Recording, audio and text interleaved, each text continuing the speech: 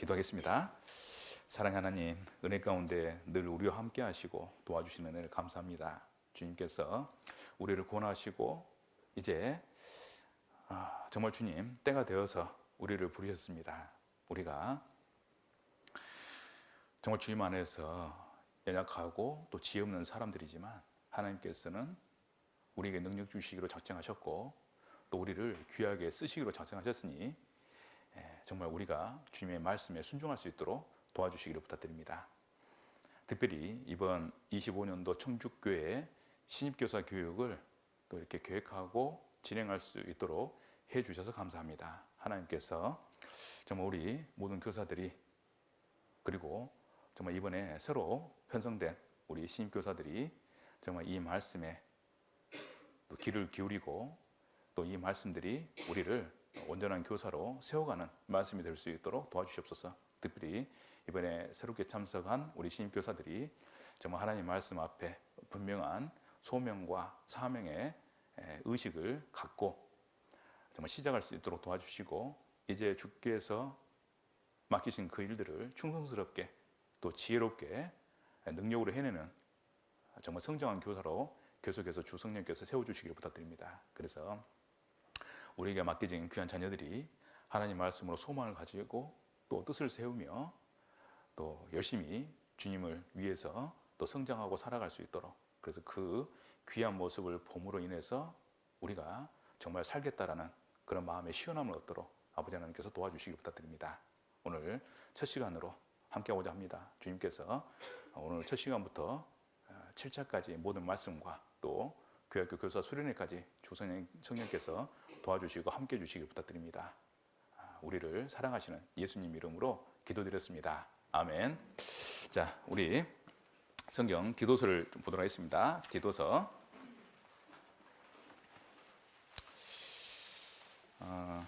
디모데후서 1장을 보도록 하겠습니다. 디도서 좀 이따 보고요. 지금 말씀이 신입교사 교육 연결해서 그냥 바로 좀 시작하겠습니다. 디모데후서 1장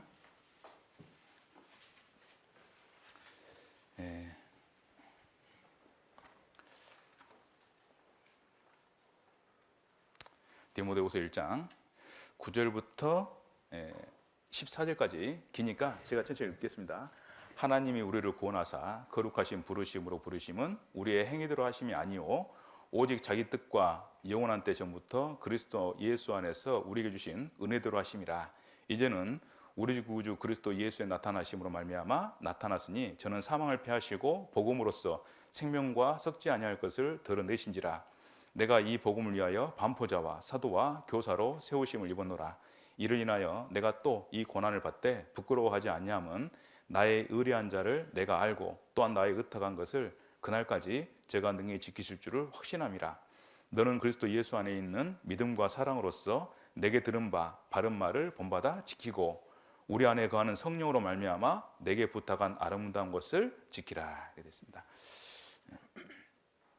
자, 디모데에게 바울은 오늘 이제 그 주제가 그 바람직한 교사의 자세라는 주제로 오늘 여러분들에게 말씀을 좀 전해드리도록 하겠습니다.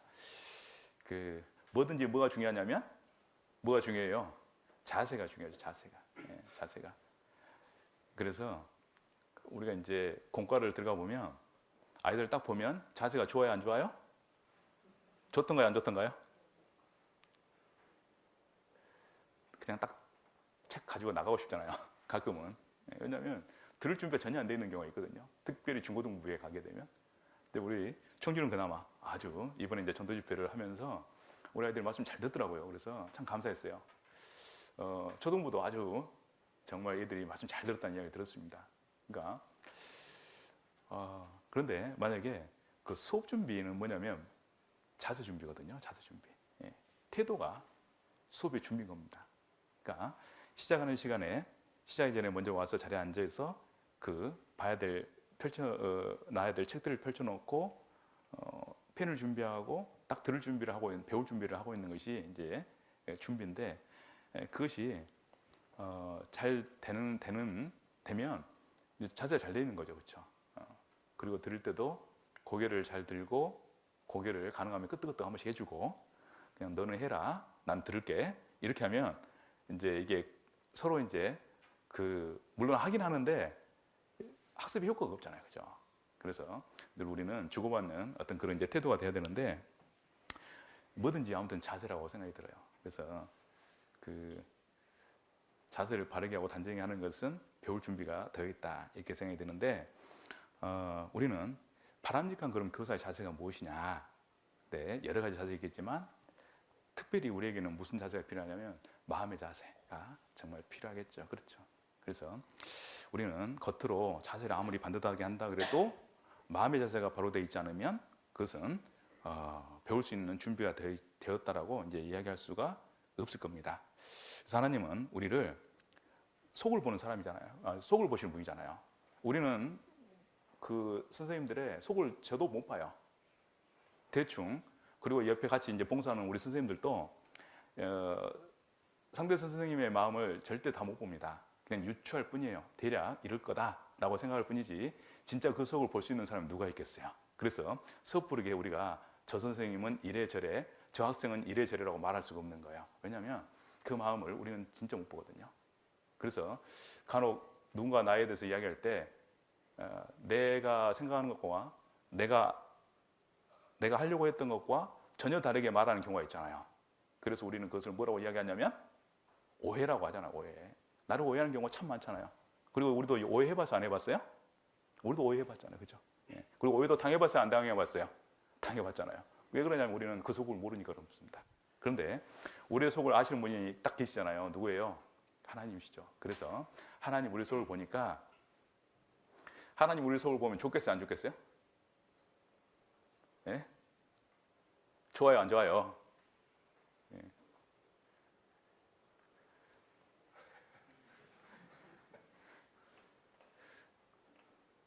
하나님 제발 제 속을 보지 말아주세요. 하나님 오늘부터 식사 못 하십니다.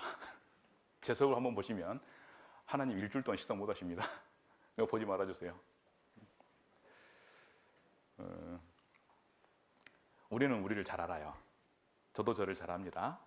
사실 저에 대해서 다 모르겠죠. 하지만 제 마음속에 어떤 마음들을 가지고 있는지, 어떤 생각을 가지고 있는지, 순간순간 어떤 마음들과 어떤 생각들이 지나가는지 저는 알잖아요.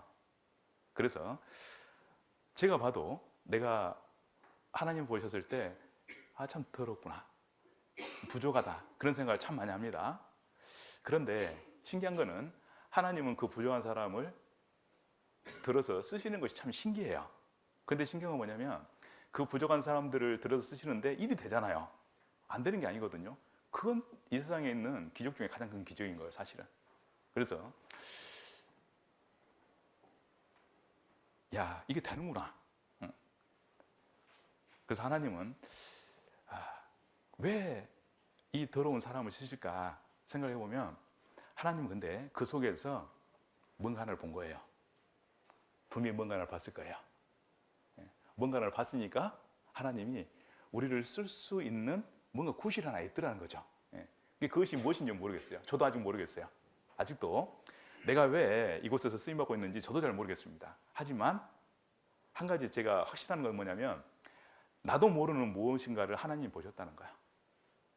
그것이 무엇인지 모르겠어요. 하지만 하나님 그 하나 때문에 혹은 그것 때문에 바로 나를 이 자리에 하나님이 부르신 거다라고 저는 믿습니다. 그래서 그것이 무엇인지 아직도 잘 모르겠어요, 저는. 하지만 여러분들도 분명히 하나님은 여러분들 아셨기 때문에 여러분들을 불러 쓰시는 거예요. 그리고 우리는 우리의 미래를 알 수 없지만 하나님 우리의 미래를 이미 알고 있잖아요. 그래서 어쩌면 하나님은 오늘의 나가 아니라 미래의 나에게 뭐예요? 것인 거예요. 오늘은 쓸만하지 않지만 얘 좀 훈련 좀 시키면 쓸만하겠어. 그래가지고 하나님이 어때요? 우리를 쓰시는 경우일 수도 있겠다는 생각을 해봅니다. 아무튼 이렇든 저렇든 우리는 이곳에 와 있고 우리는 부름을 받은 상태에서 이곳에 앉아 있는 겁니다.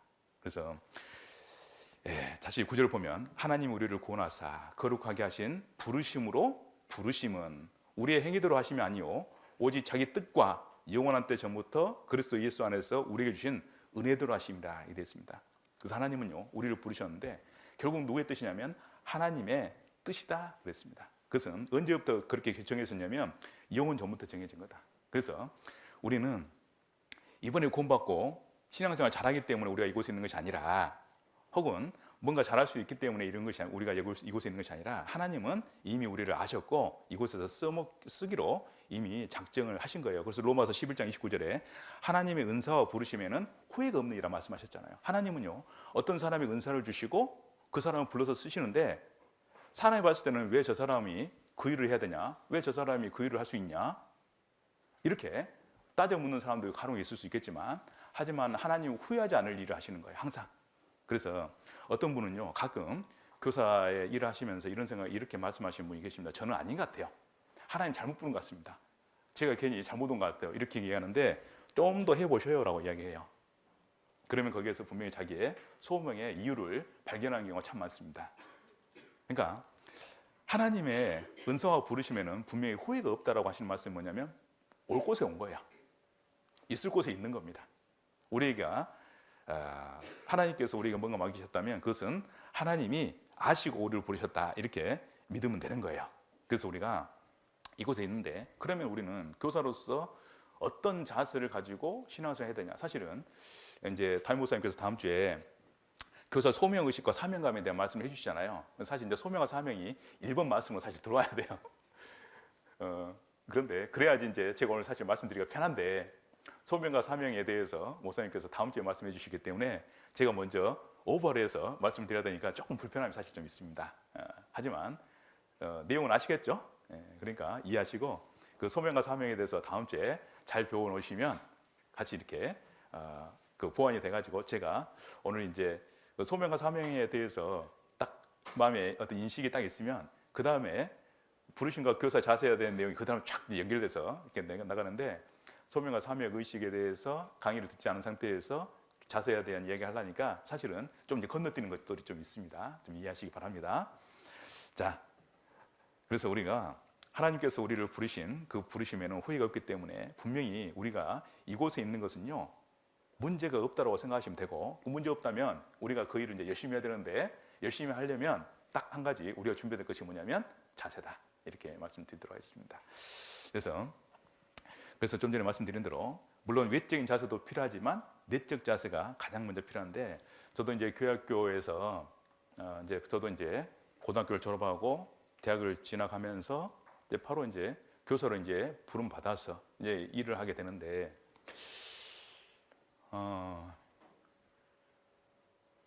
우리 교사 중에서 20년 넘으신 분 혹시 계세요? 선생님 중에서 그래요. 10년 넘으신 분? 10년.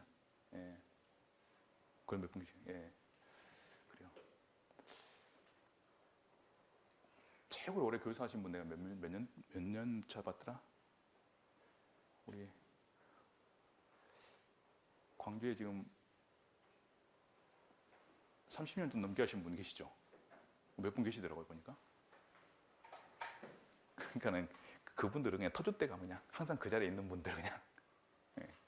그러니까 제가 시작하기도 전부터 계셨다가 지금도 계시는 분들. 그래서 저도 교육교 교사는 20년 정도 했었는데, 아주 그냥 터줏대가. 예. 그런 분들은 계시는 것만으로도 뭐냐면요, 힘이 그냥. 예. 교육 좀 오래 하세요. 기왕 봉사할 거면은 좀 오래 하셔야 돼요. 오래 하실 거요? 그만둘 것이요? 예? 오래 해야죠. 언제까지 해야 돼요? 언제까지 하실 거예요? 예, 교회에서 바꿀 때까지. 그러니까 내 발로 나가면 된다, 안 된다? 예, 내 발로 나가는 건 없습니다. 예, 벌써 내년에 탈출하려고 계획하신 분들 미리 잘라야 돼. 예, 예. 하나님이 다른 곳에서 나를 불러서 쓰겠다 하면요, 가면 되는 거예요. 우리는요, 그러니까 하나님의 정원에 있는 아름다운 나무라고 생각하시면 됩니다. 그러면 쉬워져요. 하나님이 이 세상을 어떻게 만드셨냐면, 하나님이 아름답게 조성하셨잖아요. 예. 사람이 거할 수 있도록 조성하셨는데, 이 교회도 하나님 조성하시거든요. 조성하신다는 것은 뭐냐면, 하나님이 심고 옮기시는 것은 하나님 뜻대로 하시는 거예요. 그래서 이곳에 어울리면 거기다 심었다가 좀 너무 컸어요. 여기보다는 이쪽이 더 낫겠다. 그래서 옮기면 옮겨지는 거거든요. 그래서 우리는 하나님의 정원에 있는 나무 한 그루를 생각하시면 됩니다. 그러면 하나님이 필요에 의해서 옮겼다를 하셔요.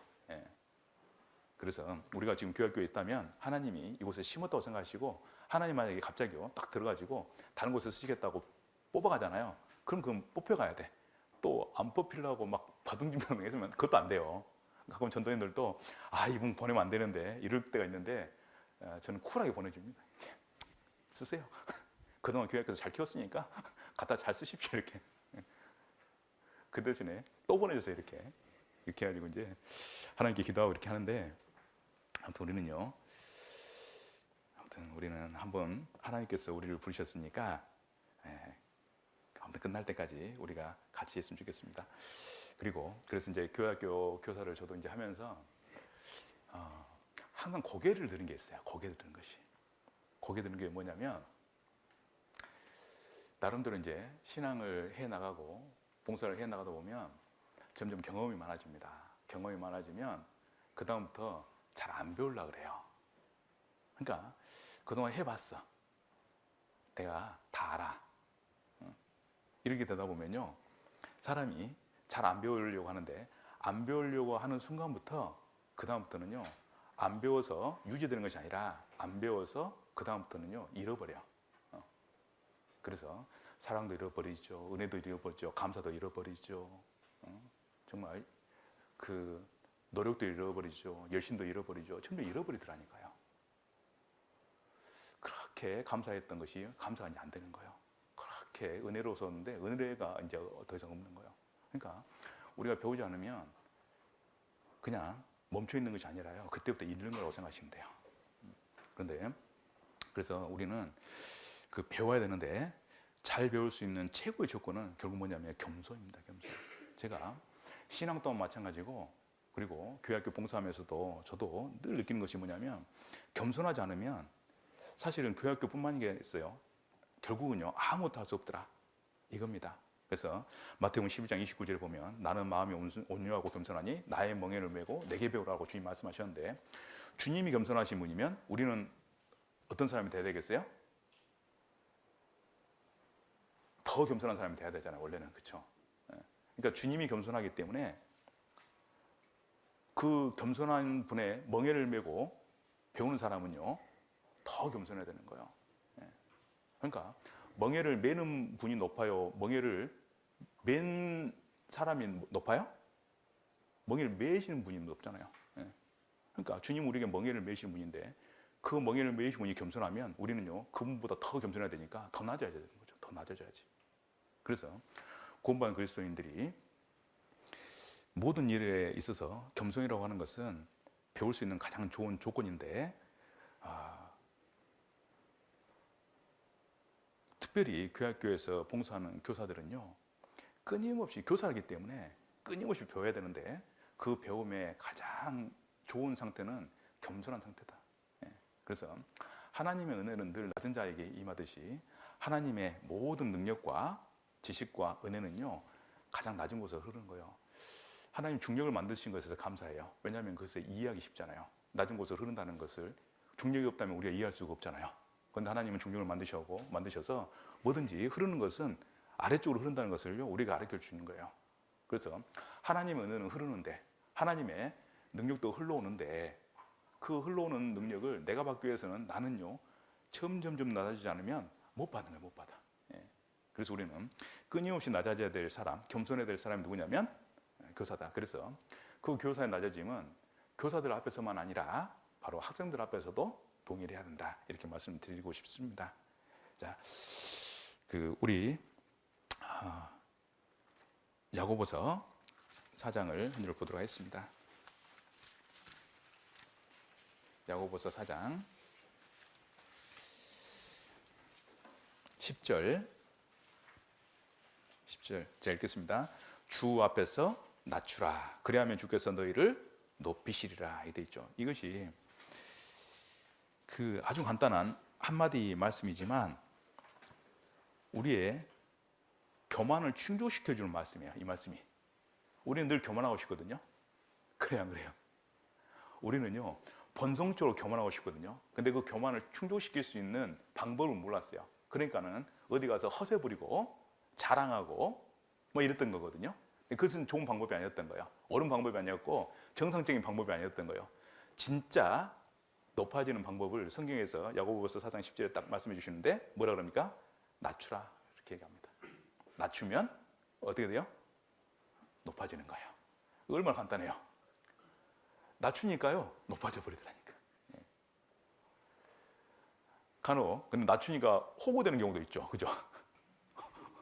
낮추니까 호구 봐. 근데 중요한 거는요 괜찮아요. 왜냐하면 그 사람은 지혜가 없어서 그렇지만 지혜 있는 사람은요 딱 알아보는 거예요. 지혜 없는 사람은요 나를 도와줄 수 있는 사람이 아니에요. 진짜 지혜 있는 사람이 나를 도와줄 겁니다. 그래서 우리는 가장 간단한 방법, 내가 높아지고 싶은 그 욕구를요 만족시킬 수 있는, 충족시킬 수 있는 아주 좋은 방법이 있는데 그것은 뭐냐면 낮아져 버리는 거야. 그만큼 좋은 방법이었습니다. 그러면 하나님께서 낮은 자에게 은혜를 베풀어 주시고 지혜를 주시고 뭔가를 계속해서 알려주는 거예요. 그래서 그 잠언 29장 한 절 더 보겠습니다. 잠언 29장 3절에 보면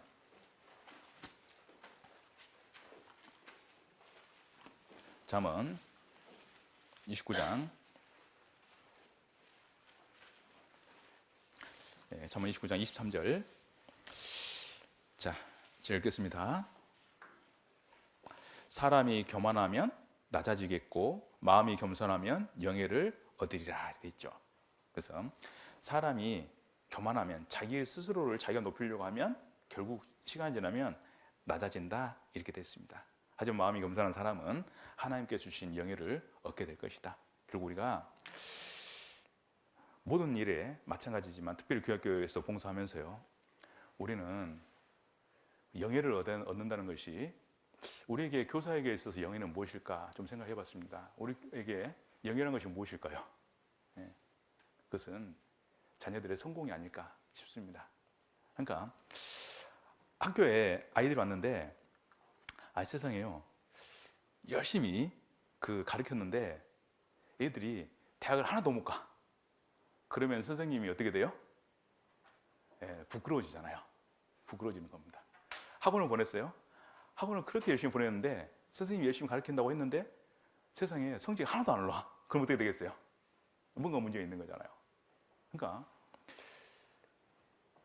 노력을 했는데 학원 선생님이나 학교 선생님이나 자기의 영예는 뭐냐면요 열심히 해서 그 아이들이 성공적인 진학을 하도록 하는 것이 그 선생님들의 그 마음의 바람이고 그것이 영예거든요. 그런데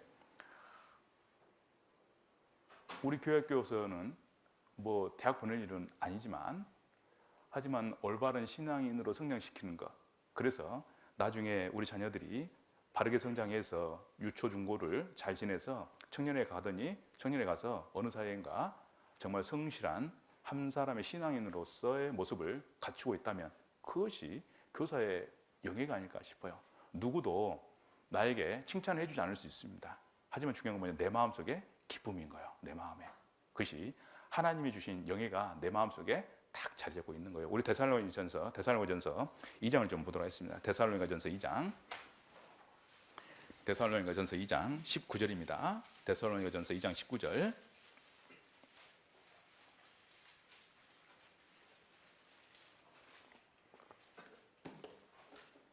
이 장 19절, 20절을 같이 읽어보겠습니다. 우리의 소망이나 기쁨이나 자랑의 면류관이 무엇이냐? 그의 강림하실 때 우리 주 예수 앞에 너희가 아니냐? 너희는 우리의 영광이요 기쁨이니라 되어 있습니다. 야, 도대체 바울은 정말 대단하죠. 우리의 소망이나 기쁨이나 자랑의 면류관이 뭐겠냐? 너희다 이 말이에요. 너희. 그럼 우리 교사들한테도 우리에게도 소망과 기쁨과 자랑이 있겠죠. 그게 누구야 되냐면 바로 우리에게 맡겨주신 귀한 자녀들입니다. 정말 그 자녀들이 바르게 성장해 나가는 것이요 교사로서 영예인데 그 영예를 얻기 위해서 우리는 어디까지 가야 되냐면 겸손의 자리까지 딱 내려가야 되는 거예요. 그 겸손의 자리에 가면요 자기가 영예를 얻으려고 하면 하나님은 그 영예를 안 줘요. 그런데 우리가 낮은 자리에서 겸손하게 하나님께서 맡기신 일을 잘 해내잖아요. 그러면 그때 하나님이 우리에게 영예를 주실 겁니다. 그 영예는 영원한 영예가 되겠죠. 그래서 바울도 가장 겸손한 사람 중에 한 사람이 바울이었습니다. 그는 의심할 수가 없어요. 그래서 바울은 디모데서 1장에 보니까 자기를 뭐라 그랬어요? 죄인 중에 괴수라고 이야기하잖아요. 그러니까 얼마나 낮아졌냐면 죄인 중에 유독 특별하게 악한 죄인이 나다. 여기까지 내려간 거예요. 그러니까 고린도전서 15장에 보면 바울이요, 만삭되지 못한 자 같은 내게도 보이셨다라고 하면서 그 예수님이 자기한테 보여준 것을 설명하는데, 그때 뭐라고 되어 있냐면 좀 부족한 사람 정도로 생각했던 거야, 고린도전서에서는. 그런데 디모데후서를 가서는 뭐라고 그러냐면 죄인 중에 괴수가 돼버린 거죠. 그러니까 바울도 시간이 지나면 지날수록 점점 더 하나님 앞에 자기 실체를 보고 자기가 하나님 앞에서 얼마나 못된 사람이었는지를요 더 확인했던 사람이에요. 그러니까 확인하면 할수록, 근데 그 시간은요 일을 더 많이 한 시간이거든요. 근데 일을 많이 하면 할수록 많이 하는 시간만큼 바울은 어떻게 되냐면 더 낮아졌어요. 근데 신기하게 사람들은, 우리는 어떻게 되냐면 일을 하면 할수록 같이 높아져 버려. 이렇게. 이게 문제인 거예요. 그러니까 왜 우리가 영광을 못 얻느냐면 그 영광을 자기가 자기 입으로 이야기하든지 옆에서 말하는 것을 부추기든지 아니면 그것을 인정하든지 이러면서, 혹은 자기의 어떤 경력이나 혹은 자기의 성과를 과시하거나 그러면서요, 그것을 겉으로 표현하지 않더라도 마음으로 그것들을 이제 표현할 때 하나님 그걸 보시고 그 영광을 하나님이 싹싹 빼버리잖아요. 그죠? 그래서 우리는 정말 이 봉사 일을 하기 위해서 우리에게 가장 필요한 것은, 제가 이제 경험한 것 중에 말씀드리는 겁니다. 이것은 어디에서 뭐 제가 책을 보고 찾은 건 아니고, 제가 오늘 가져온 드린 말씀들은 사실은 제가 저도 이제 한 20년 교사 생활 하면서 느꼈던 것을 그 여러분들하고 나누고 싶어서 온 거예요, 사실은. 그래서 정말 겸손해야 한다. 왜냐하면 우리는요, 조금만 잘하면 어깨가 으쓱해지는 사람이거든요. 공과 좀만 잘해봐요, 으쓱해진다니까요. 찬율 좀만 잘해봐요, 으쓱해. 심지어 얼굴 좀만 이뻐도 으쓱해지는데, 우리는요 뭔가 으쓱하길 좋아해. 하여튼 그 버릇이야, 버릇. 그게 나도 모르게요 평생 살면서 가지고 있는 습관 같은 겁니다. 습관 같은 거. 그걸 버려야 돼요, 교회에서는. 그래서 정말 겸손한 마음으로 하나님의 영예를 얻는 그런 교사들이 되셨으면 좋겠어요. 그래서 항상 우리의 마음의 자세 중에 첫 번째 마음의 자세, 겸손의 자세 꼭 가지셨으면 좋겠습니다. 그리고 두 번째 마음의 자세로는 사랑의 자세를 좀 가져야 한다. 사랑. 자, 그 이 사랑이라는 것은 참 어렵고도 모르겠죠. 도대체 무엇이 사랑인지, 얼마큼이 사랑인지, 정말 그 사랑의 실체는 우리 가장 가까이 있지만 그 실체를 잘 모르겠어요. 실체를. 하지만 중요한 건 뭐냐면 사랑에 마음을 가지고 살아야 우리가 뭘 할 수 있냐면 이 일을 할 수 있는 겁니다. 왜 일을 할 수 있냐면, 교회학교 교사는요 뭐가 돼야 되냐면 부모가 돼야 됩니다. 우리 데살로니가전서 그 2장 찾아놨으니까 그 7절 보니까 뭐로 되어 있습니까? 바울이 어떤 마음으로 신앙을 데살로니가 형제 자매들을 대했는지를 여기에 말씀하시는데, 물론 데살로니가 교회 성도들뿐만 아니라 모든 성도들을 바울이 대하는 그 마음의 자세를 알려주시는데, 7절에 보니까 오직 우리가 너희 가운데서 유순한 자가 되어 유모가, 어린아이의 엄마가 자기 자녀를 기름과 같이 하였으니, 이렇게 되잖아요. 그죠? 그래서 성도들을 정말 어린아이처럼, 그리고 그 어린아이를 돌보는 엄마의 마음으로 정말 그 데살로니가 교회 성도들을 사랑한 거예요. 사랑해. 그리고 그 11절에 보니까 너희도 아는 바와 같이 우리가 너희 각 사람에게 아비가 자기 자녀에게 하듯 권면하고 위로하고 경계하노니, 이렇게 되죠. 그래서 바울은 두 가지 마음을 품고 살았는데, 하나는 어미의 마음과 하나는 아비의 마음이었다, 이렇게 합니다. 그러니까 어미와 아비의 마음에 가장 뚜렷한 것 하나가 뭐냐면 사랑이죠, 사랑. 그러니까 자녀를 길러보신 분들은 아시겠지만 사랑이 없으면 자녀를 못 기릅니다. 그래서 하나님이요, 본능적인 사랑을 줘버렸어요. 만약 우리가 사랑을 배워서 자녀를 사랑한다면 아마요 우리는 그 자녀를 못 기를 겁니다. 어떻게 생각하세요? 자녀 길러보신 분 아시죠? 엄마 길러보신 분, 부모 길러보신 분들은 우리가 자녀를 기르기 위해서는 사랑 없이 만드는 거예요. 왜냐하면 보통 사랑이 아니면 자녀 못 길러요. 그 똥 만져야죠. 코 빨아야죠. 먹여야죠. 고생해가지고. 또 사춘기 돼봐요.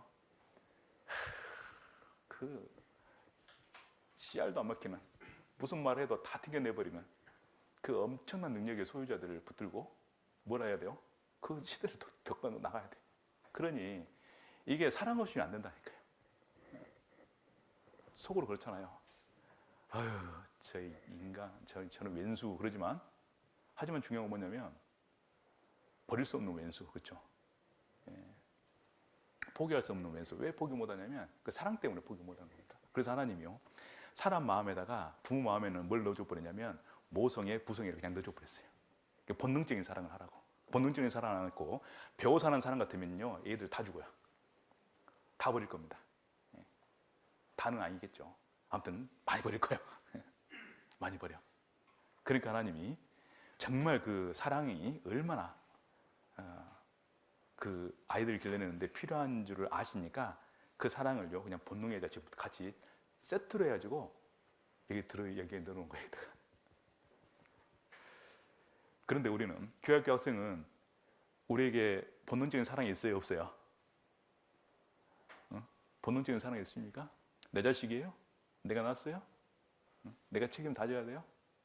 교회학교 애들은 우리는 본능적인 사랑이 없어요.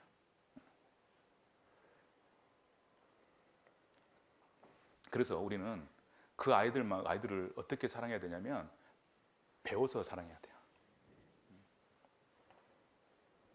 왜냐하면 내 자식 같으면 본능적인 사랑에 있어서 배우지 않아도 내 안에 사랑이 있기 때문에 그 아이들을 충분히 사랑으로 인도해 갈 수 있지만, 그리고 끊임없이 그 사랑을 줄 수 있지만, 우리 아이들은요, 학생들은 내 자식이 아닌 거예요. 본능적인 사랑을 하나님 안 주시고요. 그럼 어떤 사랑을 가져야 되냐면 하나님이 공급해 주지 않으면 그 사랑이 안 나와요, 그때부터. 그러니까 반드시 우리는 그 사랑을 공급받아야 되는 겁니다.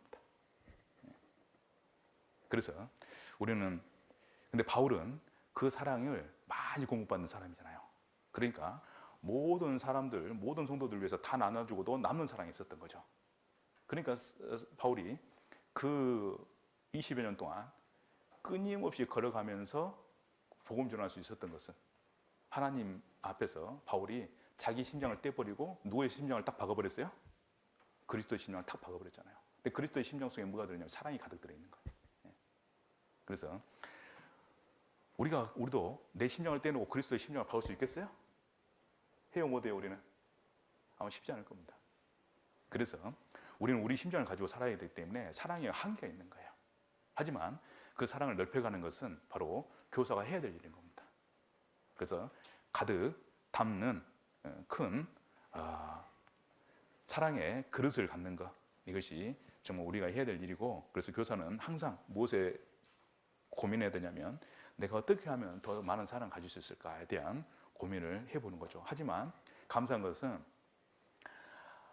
아이들을 만나면 만날수록 사랑이 조금씩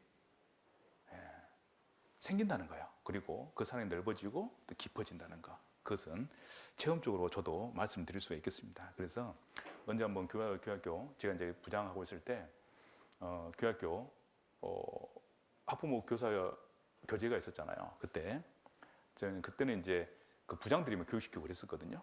지금은 전도인들이 많이 계시니까 전도인들이 대부분 교육을 시키지만, 그때는 전도인들이 많지 않았기 때문에 부장들이 혹은 이제 교육연구팀에서 이제 교육을 많이 시켰어요. 이렇게 학부모들을 모아놓고. 근데 저도 이제 교육할 기회가 몇 번 있어서 했는데, 그때 제가 이제 그 학부모들한테 했던 이야기가 이거였습니다. 자녀들을 저희 우리에게 맡겨주셔서 감사합니다. 하지만 저도 부모입니다. 그랬어요. 제가 총각대였거든요. 총각대인데 저도 부모입니다. 그러니까 그때 진짜 부모들은 아마 저를 보고 웃지 않았을까 생각도 해요. 근데 너무 진지하게 들어주는 거예요, 이렇게. 그래서 왜냐하면 진심이었거든요, 사실은. 진심이었어요. 그래서 이 아이들을 위해서 내 목숨도 아깝지 않다라는 생각을 했었어요. 정말 이 아이들이 성공할 수 있다면, 이 아이들이 정말 하나님의 일꾼으로 될 수 있다면 나나 희생해서 그렇게 될 수 있으면 오히려 감사하겠다. 정말 그런 마음을 했기 때문에 저도 그 많은 분들 앞에서 그렇게 대답을 이야기할 수 있었거든요. 그래서 여러분들은 가정에서 부모지만 교회에서는 제가 부모의 역할을 하도록 하겠습니다. 이렇게 했거든요. 그러니까 제가 그만큼 애들을 사랑했고 그 아이들을 정말 제가 저보다 그 아이들을 더 좋아했었어요. 그것은 사실입니다. 그래서 지금도 그 아이들 지금 다 컸죠. 이제 뭐 거의 40대 돼갖고 벌써 지금 이제 다 애 낳고 잘 살고 있어요. 지금 어느 교회 가면 꼭 거기 있어요. 오면은 설교 가면 꼭 찾아와가지고 선생님하고 와요. 지금도 목사님 안 그래 지금도. 근데 이제 20대까지 엉덩이 때렸는데 지금 못 때리겠더라고요. 이제 그래서 이제 안 때리는데 지금도 그래요. 그래서 가끔 이제 교회학교 교사수련회 가면 1년에 한 번씩 만나죠. 그러니까 오고 가다가 이제 만나면 꼭 인사하고 아무튼 귀한 자녀들입니다. 그래서 정말 사랑하는데 정말 우리가 그 사랑이 없으면요 우리는 희생의 한계를 느껴요. 우리가 왜 먹지 못하면서도 아이를 돌보는 것인지 아시잖아요. 그것은 사랑이 있기 때문이거든요. 그러니까 우리 잠을 자지 못하면서도 아이를 돌보는 것은 뭐냐면 사랑 때문인데 교회학교에서 아이들은 늘 관심을 가져줘야 되고 챙겨줘야 되고 도와줘야 되는데 우리가 사랑이 부족하잖아요. 그러면 희생의 한계를 느끼게 돼 있습니다. 그래서 아이들을 돌보다가 어느 정도 선까지만 돌보고 그 이상은요 안 하려고요. 왜요? 귀찮으니까, 힘드니까. 그러면 그때부터 그 순간부터는 내가 교사로서의 역할을 안 하는 거예요. 하지만 하나님 원하시는 교사는 그런 교사가 아닐 겁니다. 필요한 만큼 어떤 적정선을 정해놓고 그만큼만 하는 그런 교사가 아니라 하나님은요 정말 자녀처럼 바울처럼 그렇게 우리가 자녀들을 돌보기를 바라실 거예요. 그래서 우리에게 꼭 필요한 것은 뭐냐면요 바로 사랑인 겁니다. 우리 갈라디아서 4장을 보도록 하겠습니다. 갈라디아서 4장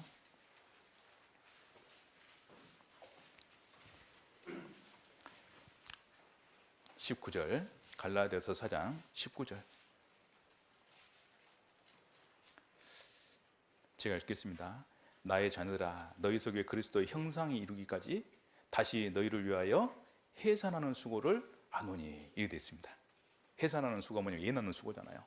그러니까 애 낳는 것도 힘든데 그 이후에 애 낳는 것 같은 똑같은 고통을 많이 겪어야 되잖아요. 왜냐하면 그 아이를 바르게 기르기 위해서. 근데 갈라디아 교회 형제 자매들 위해서 바울은 아유 니네 진짜 못됐구나, 난 더 이상 못해, 이게 아니잖아요.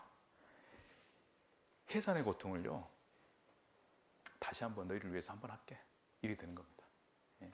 이것이 무엇이냐면 해산의 고통을 이제 애 나오면 알잖아요. 자연분만 하신 분들은 얼마나 아파요. 저희 어머니는 전화할 때 너무 힘들었답니다.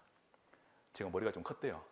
그래가지고 형은 그냥 순풍 났는데 저는 꽤나 힘드셨답니다. 제가 이제 나오고 나니까 저희 동생은요 소라게 난 거예요. 근데 얼마나 아픕니까? 근데 그 고통을 다시 겪겠다, 이건 보통 사랑이 아니면 안 되는 거예요. 안 되는 거. 그래서 나의 자녀들아, 너희 속에 그리스도의 형상이 이루기까지 내가 다시 너희를 위하여 해산하는 수고를 하고는 하노니. 지금 하고 있다는 거죠. 그것은 무엇 때문이냐면 바로 사랑 때문이다, 이렇게 얘기합니다. 그래서 그 사랑이 없으면요 우리는 희생의 범위가 명확해진다는 것. 그래서 우리는 그 희생의 범위를 넓히기 위해서, 왜냐하면 어떤 아이들이 우리에게 올지 모르거든요. 그냥 돌보면 좀 되는 애들도 있지만 때로는요 정말 해산의 고통을 겪어야 되는 애들도 있습니다. 그러니까 그런 자녀들이 우리에게 온다면 그 아이들까지도 우리가 포용할 수 있는 사랑이 있다면 우리는 온전한 교사로서 정말 더 잘 해낼 수 있을 거라고 믿어요. 자, 우리 골로새서 1장을 보도록 하겠습니다. 골로새서 1장 24절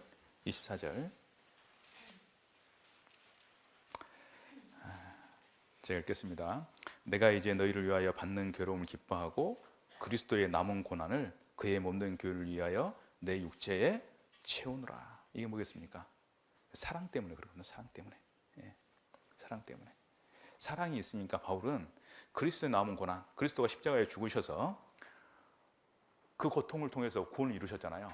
그런데 그만큼의 또 고통을 받아야 전도가 되는 거예요. 그렇죠? 예. 그런데 그 고통을 감수하겠다라는 그 강한 의지는 어디서 나오겠어요? 사랑 때문에 나오는 겁니다. 사랑. 예. 의심이 안 돼요. 사랑 때문에.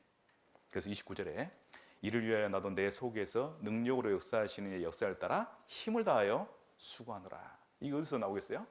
사랑 때문에 나오는 거라니까요. 예. 그래서 수고는 다 어디서 나오냐면 사랑 때문에 나온다고 생각하시면 돼요. 그래서 왜 우리가 수고하냐? 우리가 사랑이 없으면요, 그게 안 돼요. 그리고 우리가 사랑이 부족하잖아요. 그러면 수고에 한계를 느낍니다. 더 이상 못해. 이렇게 되는 거예요. 예. 오늘도 교회학교 신입교사 교육에 오시느라 고생 많으셨죠?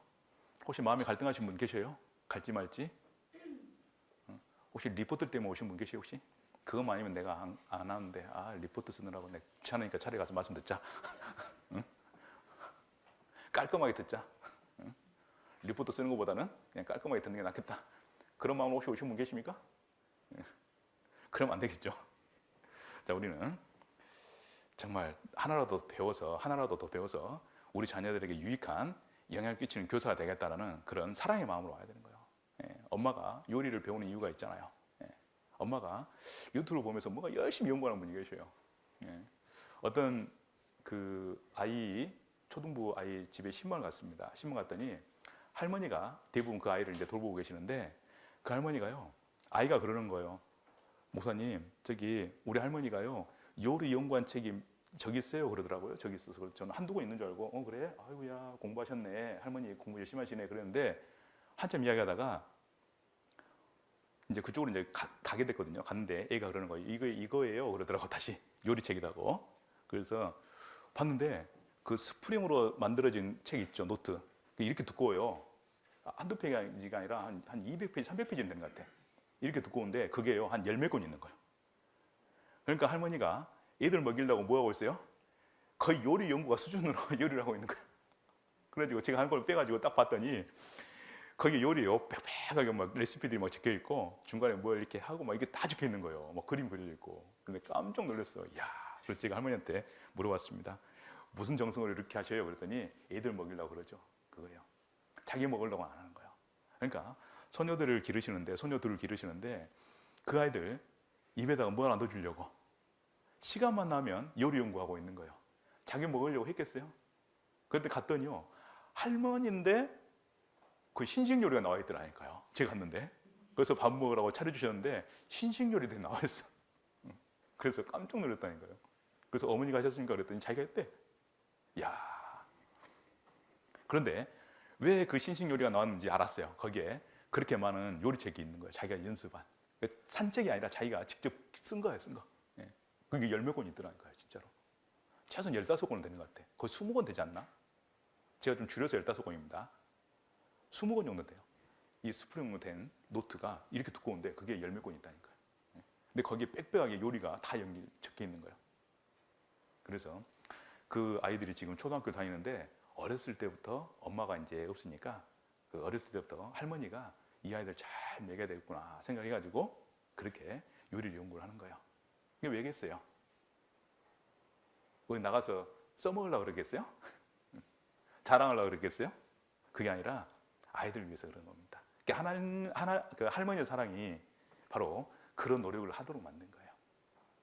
그러니까 그날도 갔더니요 상이 있는데 큰데 거기에 아주 넘치게 와요. 음식이.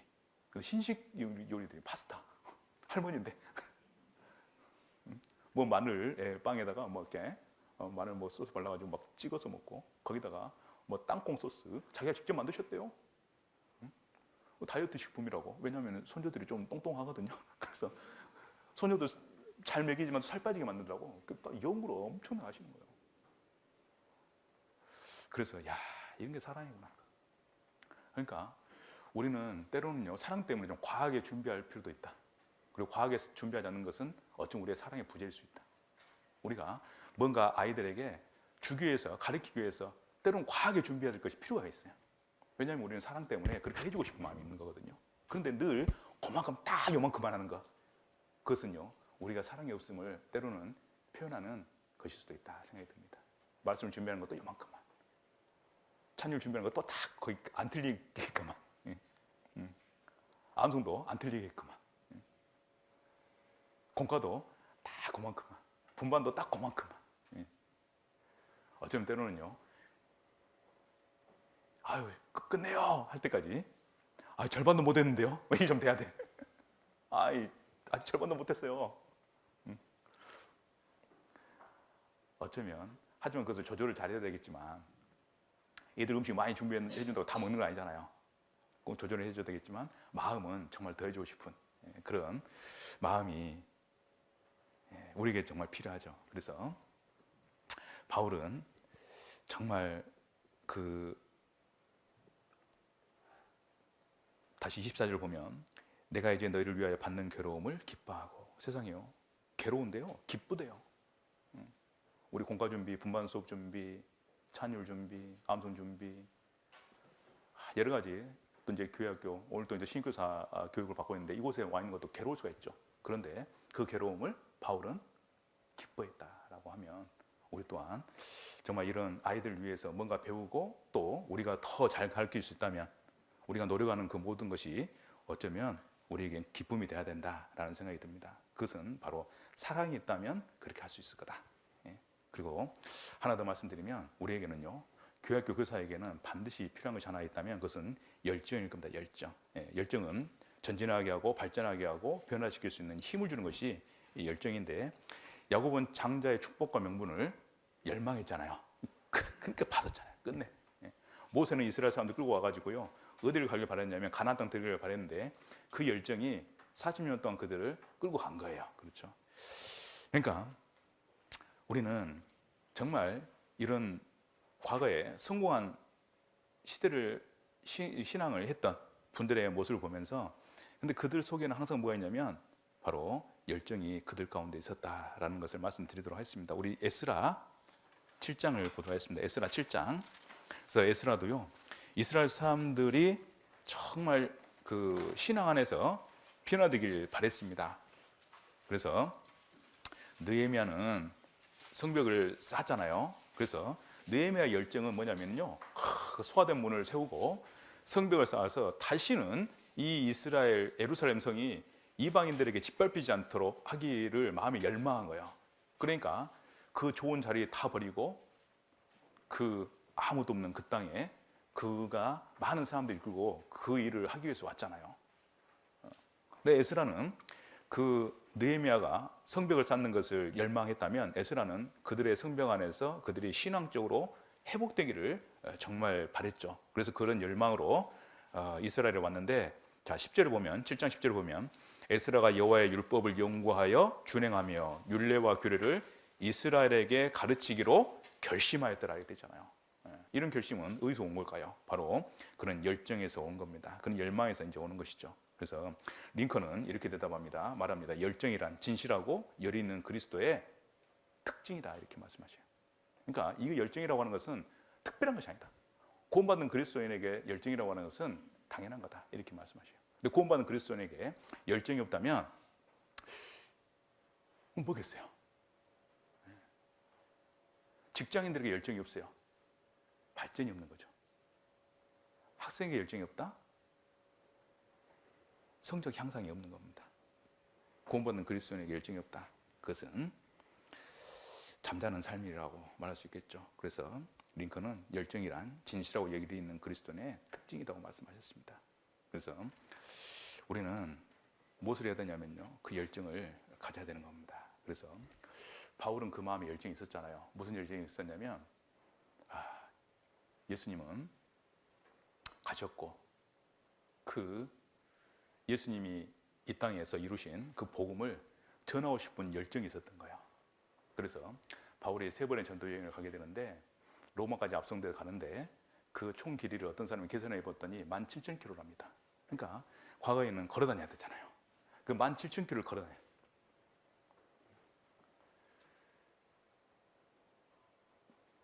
그 말이 쉽지. 17,000km를 걷는 것은요 어렵습니다. 그리고 바울은 제대로 먹지도 못하고 쉬지도 못하고 치료받지도 못한 상태에서 앞도 제대로 보지 못한 상태에서 17,000km를 다닌 거예요. 그리고 강도들이 드글거리고 있죠. 드실거리고 강과 신의 위험과 거짓 형제 중의 위험이 도사리고 있는 그곳을요 17,000km를 걸었다는 것은요 보통 길이 아닌 거예요. 우리처럼 여행 다니면서 걷는 그 길이 아닙니다. 쫓겨다니고 피해 다녀야 되고 숨어야 되고 또 맞아야 되고 그리고 맞다가 죽은 것 같아서 밖에 보내놨더니 꼼지락꼼지락 살아서 또 그 몸을 이끌고 걷고 그렇게 17,000km 걸었거든요. 그게 쉬운 게 아니에요. 왜 그렇게 갈 수 있었냐면 마음에 열정이 있었던 거예요. 내가 기필코 전하다 죽겠다. 죽더라도 전하다 죽겠다. 바로 그런 마음이 있었던 것이죠. 그래서 우리에게 정말 우리는 바람직한 교사의 자세 오늘 말씀드리는데 사실 오늘 또 절반밖에 말씀 못 드렸어요. 9시라 더 이상 말씀드리면 선생님도 눈빛이 안 좋아질 것 같아가지고 더 이상 말씀을 못 드리겠습니다. 하지만 우리는 교사교육이 늘 계속되기 때문에 나온 말씀들은 교사교육 시간에 계속 연결해서 말씀드리도록 할게요. 그래서 우리는 정말 겸손한 자세와 또 사랑의 마음과 그리고 열정을 가지고 정말 이 교사에 임해한다. 그러면요 피곤하되 이길 수가 있어요. 그리고 힘들지만 견딜 수가 있는 겁니다. 어렵지만요 해나갈 수 있는 거예요. 한 번도 부모는요 한 번도 연습 없이 부모가 되잖아요. 저도 애를 낳아서 기르는데요 너무 어려운 거예요. 그래서 속으로 이런 마음 들었습니다. 한번 하나님이 한번 예행선 연습 한번 시켜줬으면 좋겠다. 한 번 길러보고 2번 길러보면 잘 기를 것 같아요. 똑같으려나? 아무튼 그건 잘 모르겠는데 2번 길러보면 좀 잘 길러볼 수 있겠다 생각이 드는데 그래서 아쉽더라고요. 여기도 우리 교사 되는 우리 선생님들 뭐 해보고 왔어요? 안 해보고 왔죠. 처음 해보는 거예요. 그러니까 잘하겠어요? 처음부터 잘하겠어요? 못하겠어요? 그러니까 괜찮은 거예요. 너무 잘하려고 하지 마세요. 힘 빼고 앞에서 먼저 시작하신 선생님들 뒤를 잘 보셔요. 어떻게 하시는지 보시고 그리고 하나님께서 또 우리는 이제 교회학교 내에서 교육을 통해서나 혹은 우리가 하면서 배운 것도 있지만 교회학교 교사하면서요 저도 느낀 건데 뭘 가르치냐면 뭘 배우냐면 하나님이 저에게 특별히 가르쳐 주는 것이 있더라니까. 직접 가르쳐 주는 것이 막 직접 계시하듯이 가르쳐 주는 것이 있었어요. 그래서 교회학교 교회에서 하면서요 진짜 좋았습니다. 왜냐하면 사실은 우리는 이제 성경에서 많은 교훈들을 얻게 되고 또 성경을 깨닫게 되는데 대부분 누구의 그 글을 가지고 깨닫냐면 바울의 글을 가지고 깨닫잖아요. 그래서 또 베드로나 뭐 기타 이제 요한이나 이런 분들의 말씀을 가지고 이제 우리가 이제 말씀을 깨닫게 되는데 그 모든 분들이 다 뭐 하는 분들이었냐면 가르치는 분들이었습니다. 그러니까 가르치는 분들이 서신서도 쓰고 다 성경도 쓰셨거든요. 그러니까 대부분 공감을 누가 제일 잘하겠어요? 교사가 잘해요, 사실은. 그래서 제가 성경 깨달으면서 읽으면서 야, 나 교사하길 잘했구나. 왜? 성경이 깨달아지거든요. 왜 바울이 이때 이 말씀을 여기다 썼는지 알겠어요. 다는 모르겠지만 어렴풋이 알겠어요. 내가 만약에 다른 봉사를 하고 있었으면, 물론 다른 봉사도 중요한 봉사지만 그 봉사를 하고 있으면 이 말씀을 깨닫기 좀 쉽지 않았겠다. 그런데 내 교사를 하면서요, 야, 내 교사하길 잘했구나. 말씀이 깨달아지네? 이거예요. 그 마음을 이해가 되는 거예요. 왜 바울이 이곳에 이런 말씀을 썼는지 이해가 되기 시작하는 거예요. 그래서 야, 교사하기 진짜 잘했구나. 내가 열심히 해야 되겠다. 그런 생각을 하게 됐습니다. 그래서 여러분들이 정말 하나님께서 분명히 나를 부르셨다는 것에 대해서 인정하시고, 정말 이곳에서 이제 하나님 부르셨으니까 하나님 우리에게 일을 맡기셨고 그 일을 우리에게 잘하기를 바라시는데 어떤 모습으로 하는 것이 좋을지 여러분들이 생각하고 마음의 결정을 하시면 좋겠습니다. 그리고 내적인 자세뿐만 아니라 외적 자세도 분명히 필요하죠. 그래서 몇 가지 말씀 안 적고 주제만 좀 말씀드리고 넘어가도록 하겠습니다. 그래서 우리 고린도서 8장 성경으로도 한 장만 찾아보겠습니다. 고린도서 8장 9절입니다. 8장 9절에 보면 고린도서 8장 9절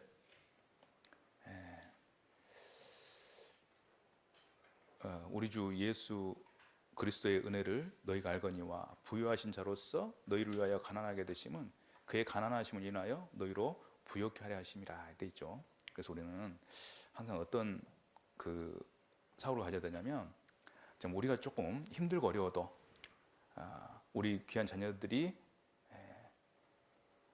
도움이 되고 은혜가 된다면 기꺼이 우리가 우리의 부족함을 감당하겠다, 그런 마음을 가지면 좋겠다, 이런 생각이 듭니다. 그래서 그 고린도전서도 좀 찾아볼까요? 고린도전서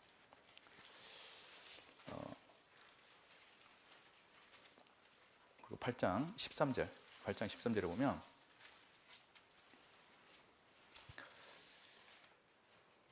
그러므로 만일 식물이 내 형제로 실족케 하면 나는 영원히 고기를 먹지 아니하여 내 형제를 실족지 않게 하리라, 이렇게 되어 있잖아요. 그리고 또 여기서는 뭐라고 되냐면 형제의 마음이 문제가 되거나 혹은 어려움을 겪게 된다면 나는 차라리 고기 안 먹겠다, 이렇게 얘기합니다. 이것이 바로 바울의 마음이죠.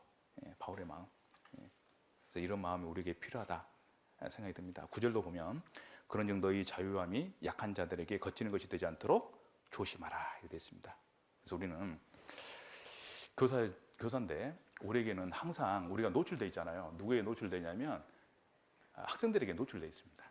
그래서 우리 교사들의 태도가요, 모습이 학생들에게 다 보여져요.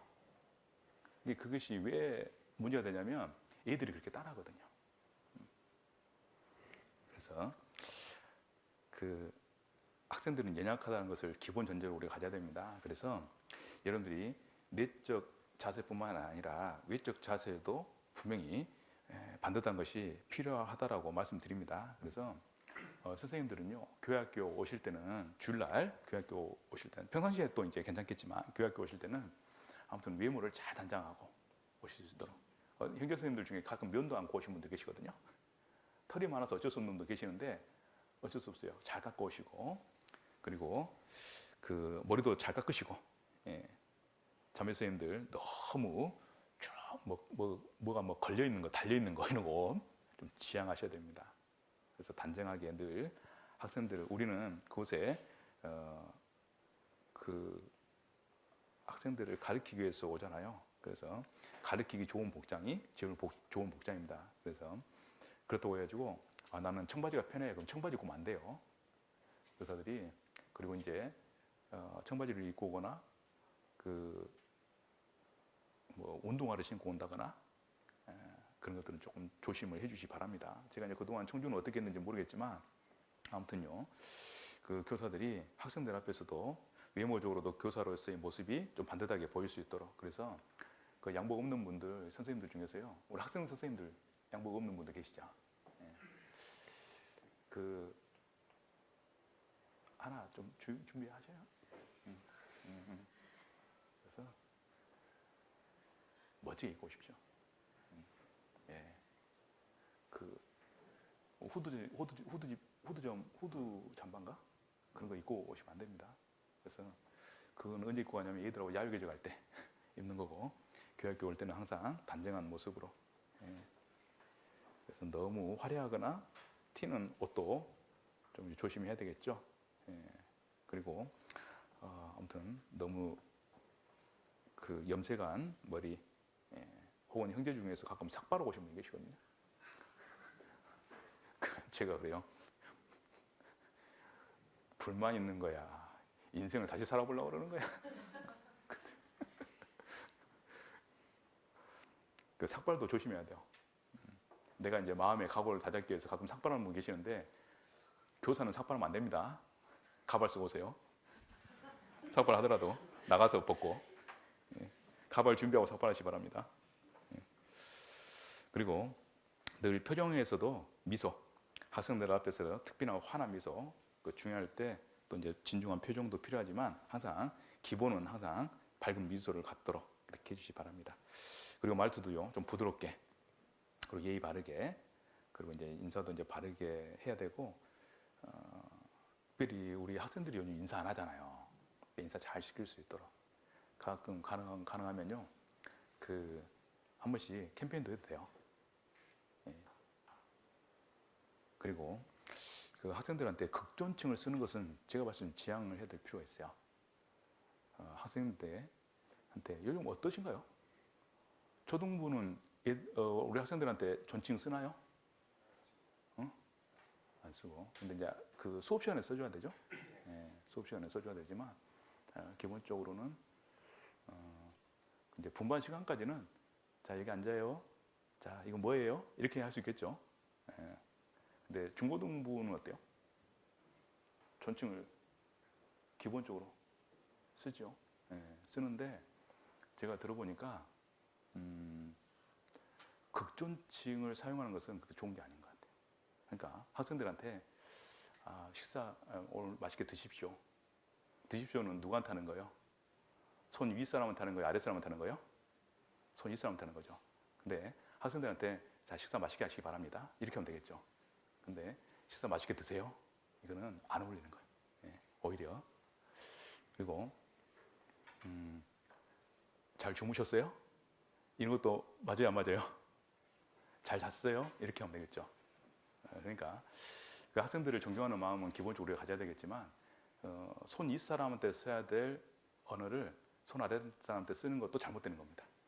항상 그걸 잘 구분해서 쓸 수 있도록 그렇게 하시기 바라요. 그 우리 청년 자매님들이 가끔 형제를 소개할 때 형제님이 할 때 있잖아요. 이게 맞는 거예요, 틀린 거예요? 틀린 겁니다. 앞에는 거의 형제님, 자기 형제보다 더 어른들이 계시거든요. 그러면 뭐라고 해야 돼요? 저희 형제가 이렇게 해야 되겠죠. 그걸 저희 자매가 이렇게 해야 되겠죠. 그런데 물론 그 위에 자기 형제보다 더 나이가 다 어리다고 해도 뭐라고 해야 돼요? 저희 형제가, 자매가 이렇게 해줘야 되죠. 근데 거기다가 형제님이, 자매님이 그러면 그게 오히려 형제를 욕보이는 겁니다, 사실은. 그러니까 근데 그 국어 문법이 좀 예의의 기준이 좀 바뀌기는 했어요. 그래서 옛날에도 제 직장 다닐 때만 하더라도 제가 만약에 사원이고 제가 만약에 주임인데 우리 과장님이 계시고 과장 이야기를 부장님한테 할 때는요, 저기 부장님 김 과장이요 이렇게 했거든요. 김 과장님이 그러면 바로 결제판 날라와. 야, 김 과장님이? 내가 아래냐? 이렇게 탁 때려버리잖아요. 그러니까 그 상대한테 그 과장님보다 더 높은 분한테 얘기할 때는, 윗분한테 얘기할 때는 김 과장이 이렇게 얘기하잖아요. 이게 맞는 건데 지금은 또 그것도 이제 혼용으로 쓴다는 이야기도 들었어요. 그건 잘 모르겠고, 하여튼 그건 이제 뭐 옛날에 제가 이제 직장 다닐 때 이야기고, 지금은 아무튼 학생들한테 존칭을 쓰되 극존칭을 쓰는 것을 좀 조심하셔라. 그래서 오늘 저녁 식사 잘했어요? 이렇게 물어보면 되겠죠. 근데 극존칭을 사지 않도록 그렇게 하는 게 좋을 것 같습니다. 하지만 기본적으로 높임말을 사용해 준 것이 중고등부에서는 좋겠다 싶습니다. 그리고 선생님들은요, 시간을 좀 잘 지키면 좋겠다 싶습니다. 그래서 모임 시간에 늦거나 빠지지 않도록 항상, 그리고 이제 특이사항이 발생하면 항상요 연락해 주시고, 그리고 특별히 교회학교 교사들은 구역 모임, 그 회별 모임, 뭐 청년회는 청년회, 어머니는 어머니회, 봉사회는 봉사회 잘 나가셔야 됩니다. 꼭 잘 나가세요. 왜냐하면 자기가 교제 안 나가면서요, 학생들한테 교재 나가란 말을 한다는 자체가 잘못됐잖아요. 그죠? 예. 그리고 학부모들이 말은 않지만 다 판단하고 있어요. 왜 선생님이, 저 선생님은 구형모임 안 나오지? 왜 저 선생님은 청년회 안 나와? 다 눈이 있기 때문에, 또 귀가 있기 때문에 다 알거든요. 그래서 우리 선생님들은 학부모들을 또 욕심이 있잖아요. 우리 좋은 선생님이, 신앙이 또 튼튼한 선생님이 우리 아이들을 맡아줬으면 좋겠다라는 그런 욕심이 있습니다. 개인적인 욕심이. 그렇다고 해서 이제 우리가 그걸 다 관심을 갖고 수용할 수는 없겠지만, 하지만 기본적으로 우리가, 근데 그 이상은 안 바래요. 예. 그래서 우리가 기본적으로 말씀드려야 될 곳에 말씀 들으러 가는 것과 또 이제 가야 될 모임과 교제는 꼭 참석할 수 있도록 그렇게 해주시기 바랍니다. 그래서 항상 그런 것이요, 외적인 자세도 굉장히 중요하다는 것을 명심해 주시기 바랍니다. 그리고 우리가 이제 그동안 교회학교가 정말 우리 선생님들이 열심히 해주셔서 오늘까지 왔는데, 우리는 여기서 멈출 것이 아니라 우리는 더 성장해 가야 된다. 그래서 제 개인적인 욕심은 우리 교회에서 가장 잘하는 부서가 됐으면 좋겠어요. 그 교회학교 그러면 형제 자매들의 신뢰가 그냥 신뢰 눈빛이 막 터져 나오는 그런 교회학교 됐으면 좋겠어요. 야, 교회학교 우리 청주 괜찮아, 좋아, 이렇게. 지금도 그럴 수 있겠지만 앞으로 더 그런 교회학교 됐으면 좋겠어요. 그래서 그것을 위해서 저도 노력할 것이고 우리 선생님들도 잘 따라줄 거라고 믿습니다. 그래서 이번 또 이제 전국교회학교 교사수련회 전참 목표로 했는데 다 가셔 주셔서 감사합니다. 그리고 이번에 신입교사들도 전참입니다. 그래서 같이 갈 수 있도록 하시고, 그래서 이번에 아무튼 우리 청주는요, 아무튼 모든 일에 솔선수범이 될 수 있었으면 좋겠다, 그런 생각이 듭니다. 그래서 그것이 한 사람의 노력으로 되는 것이 아니라 우리 모두의 수고와 노력으로 되는 것이고 또 합력과 순종으로 되는 것이기 때문에 그것을 우리 선생님들이 함께 마음 모아서 같이 잘해주면 감사하겠습니다. 자, 우리 성경 다시 디모데후서 1장 한 절만 보고 마치도록 하겠습니다. 디모데후서 1장.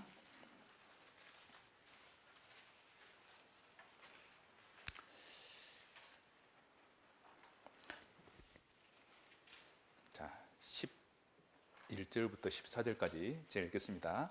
내가 이 복음을 위하여 반포자와 사도와 교사로 세우심을 입었노라. 이를 인하여 내가 또 이 고난을 받되 부끄러워하지 아니함은 나의 의뢰한 자를 내가 알고 또한 나의 의탁한 것을 그날까지, 그 재림 날까지잖아요. 주님의 재림 날까지 저가 능히 지키실 줄을 확신함이라. 자, 13절 14절 같이 읽겠습니다.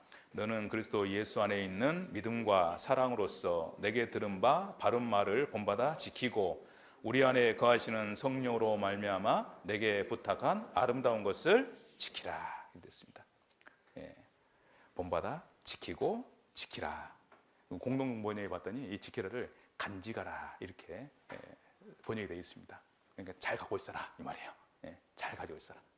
그래서 하나님 우리에게 좋은 걸 주셨는데 그거 버리지 말고 놓지 말고 잘 품고 있어라, 그런 뜻입니다. 그래서 하나님 우리에게 주신 이 직분도 여러분들에게는 소중한 직분이고 그 직분을 여러분들이 잘 간직했으면 좋겠습니다. 그리고 간직할 뿐만 아니라 잘 발전시켜서 더 나은 교사의 소명을 해나갈 수 있으면 좋겠습니다. 기도하고 마치도록 하겠습니다. 사랑과 은혜가 많으신 우리 주 아버지 하나님, 능력과 은혜 가운데 또 우리와 함께 하시고 도와주셔서 감사합니다. 하나님께서 정말 사랑하신 우리 교사들이 정말 주의 복음과 교회를 위해서 또한 우리에게 맡겨주신 하나님의 귀한 자녀들을 위해서 헌신하며 수고할 수 있도록 도와주시옵소서. 이번 신입교사 교육을 시작하고 첫날 말씀, 또 오늘 신입교사, 또 환영, 또 식과, 또 첫 번째 말씀으로 교사의 정말 바른 자세에 대해서 우리가 성경을 상고했습니다. 주님, 정말 우리가 정말 하나님 보셨을 때 바른 자세를 가지고 살아가는 교사가 되게 하여 주시고 정말 그 자세가 우리를 만들어갈 수 있기를 바랍니다. 우리의 마음의 자세뿐만 아니라 외적인 자세까지 우리를 만들어 주시옵소서. 그래서 누가 보더라도 또 주님이 보시더라도 합당한 교사가 될 수 있기를 간구드립니다. 그래서 그 힘이 우리 귀한 자녀들에게, 그래서 우리 자녀들이 소망을 가지고 또 우리와 같은 믿음의 사람으로 성장해 나갈 수 있도록, 그래서 주의 복음과 교회가 또 더욱더 발전되고 더 아름답고 성장해 갈 수 있기를 간구드립니다. 그 수고를 위해서 우리가 모였으니 주님 우리로 하나 되게 하시고 그 일을 할 수 있도록 도와주시옵소서. 그래서 각자 자기에게 맡긴 일들 능력 가운데 잘 해낼 수 있도록 우리가 더욱더 겸손하고 사랑을 품고 또 열정을 가지고 그 일을 할 수 있도록 아버지 하나님 도와주시옵소서. 계속되는 신입교사 교육 함께 주셔서 우리 모두에게 큰 유익과 기쁨이 되는 시간들이 될 수 있도록 아버지 하나님 역사해 주시기를 부탁드립니다. 우리 선생님들 늘 지켜주시고 정말 어느 곳에 있든지 주의 사람으로서의 삶을 온전히 살아갈 수 있도록 늘 힘과 지혜로 함께 주시옵소서. 도와주시기를 간구드립니다. 우리를 사랑하시는 예수님 이름으로 기도드렸습니다. 아멘.